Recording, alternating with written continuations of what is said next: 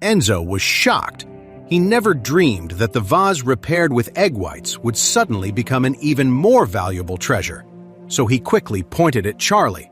"Miss, that's the gentleman who repaired it." Warnia glanced at Charlie, surprised.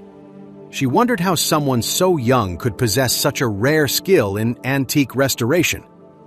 With a slight smile, Warnia asked politely, "I'm Warnia, from the Smith family. May I ask which master you studied under?" Jacob, Charlie's terrified father-in-law, heard the name Warnia Smith and was instantly speechless. The Smith family? They're the most powerful family in all of Eris Hill. While they might not be on the level of the super-rich families in Eastcliff, here in Eris Hill, they're an absolute powerhouse, a giant that no one can touch. He never imagined he would run into the eldest daughter of the Smith family here. Charlie, on the other hand, wasn't very impressed by Warnia's identity. The Smith family might be powerful, with assets in the hundreds of billions, but compared to the Wade family's trillions, the difference was like night and day. So he said calmly, "My name is Charlie, but I didn't study under any master, and I don't really have any special expertise." Then Charlie added, "My father-in-law broke your antique porcelain vase. I fixed it. If you could appraise its current value, we can see if we still owe you any compensation." Warnia shook her head and smiled. "Now that you've repaired it, this vase is worth far more than its original value. Logically speaking, our antique gallery is the one that owes you now." Charlie gave a slight smile. "You don't have to be so formal. Since everything's settled here, my father-in-law and I should be going." Warnia's eyes sparkled as she smiled and said, "Sir, I didn't catch your full name. Would you be willing to leave your contact information so we can stay in touch?" With that, Warnia took out her business card and handed it to him. "Sir, this is my card. Please take it." Charlie nodded, taking the card. "My name is Charlie Wade," he said simply, "but I don't have a business card." "That's perfectly fine," Warnia said. "Would it be convenient for you to leave your phone number?" Charlie figured it couldn't hurt to know more people. This Warnia seemed very polite and humble, not at all arrogant or pushy, and he found her pleasant, so he and Warnia exchanged phone numbers. Warnia then said, "Mr. Charlie, would you like me to arrange a car to take you both home?" Charlie waved his hand. "No, thank you. We drove here." Warnia nodded. "In that case, I'll walk you out." Afterward, Warnia escorted the two men to their car. She watched as Charlie drove away before slowly walking back into the antique gallery. As Charlie drove, his father-in-law couldn't help but ask, "Charlie, where did you learn how to restore historical artifacts like that?" Of course, Charlie couldn't tell him the truth, that he'd found a book of mystic knowledge inside the very vase he'd broken. The book was too incredible, filled with so much information that he still needed time to process it all. It was a secret he couldn't share with anyone. So he said casually, "I learned it from one of the janitors at the orphanage." Jacob nodded. "Wow, that's incredibly lucky. If you didn't know how to do that, I'd probably be on my way to jail right now." Then Jacob quickly added, "Oh, and another thing. You can't tell your mother-in-law about any of this, you understand?" Charlie nodded. "I know, Dad." Jacob let out a long sigh of relief, rubbing his face. He said with annoyance, "If I'd known you had that skill, I never would have run. I was exhausted, and I got slapped a few times. Man, what terrible luck!" After a moment, he asked Charlie, "Can you still see the mark on my face?" Charlie said, "There's still a little redness." Jacob, "If your mother-in-law asks when we get home, just tell her I accidentally walked into a telephone pole." When they got home, Charlie was about to head to the grocery store to pick up something for dinner. He called Claire to ask what she wanted to eat, but she told him she was meeting with Doris about a construction plan that evening. Doris was treating her to dinner at the Grand group. A moment later, Doris also sent him a text message.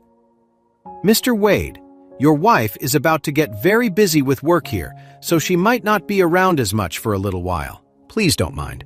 Charlie wasn't an unreasonable guy. He knew business was important, so he replied, "Just make sure the company food is good.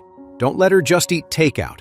Doris replied right away, "Don't worry, I'll have our executive dining room prepare the best dinner for her." "Okay, thank you." Since his wife wasn't coming home for dinner, Charlie didn't stress about it. He bought some groceries and went home to make a simple meal for Jacob and Elaine.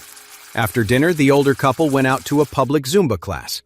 Charlie was home alone, his mind still on the mysterious contents of the Book of Mystic Knowledge. Just then, he got a call from Darren. He didn't really want to answer. The guy had been completely obsessed, and when Charlie had tried to warn him, Darren had gotten angry and blown him off, which had really frustrated Charlie. But thinking about it, he felt sorry for the guy. So Charlie answered the phone. "Is something wrong?" On the other end of the line, Darren was, "Charlie, my friend, I'm so sorry. I shouldn't have blamed you." Charlie heard how hard he was crying and felt a pang of sympathy. "So you know the truth now?" he asked. Darren cried, "After we talked, the more I thought about it, the more something felt wrong. I used the location tracker on her phone and found a mansion. I knocked on the door and went in to confront them. The guy, his driver, and the housekeeper all beat me up. An ambulance had to take me to the hospital." At this, Darren completely broke down. "Charlie, man, I was so blind. I'm sorry I blamed you. Please don't be mad at me. You're my only real friend.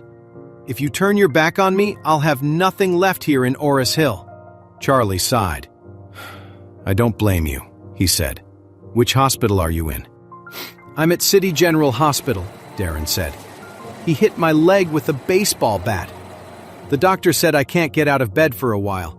I grabbed that painting you gave me when I went after them. Can you please take it to a pawn shop for me? I sank all my money into that restaurant and now I'm broke. I can't even pay for my treatment." Hearing this, Charlie immediately asked, "The guys who beat you up, didn't they pay your medical bills?" "No." "Did you call the police?" "I did, but it's useless. The cops said since I broke into their house, their beating me up counts as self-defense." "That's insane," Charlie said furiously. "You just wait. I'm on my way." At City General Hospital, Darren was lying on a bed in the emergency department. He was covered in bruises, and his right leg was in a cast. He looked absolutely miserable. Charlie couldn't help but feel for him. Here was a guy who got played by a woman, and as a result, he didn't just get his heart broken, he got beaten up too. When Darren saw him come in, his eyes already swollen, filled with tears. "Charlie?"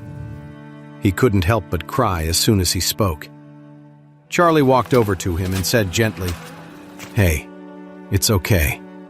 She's not worth all this sadness."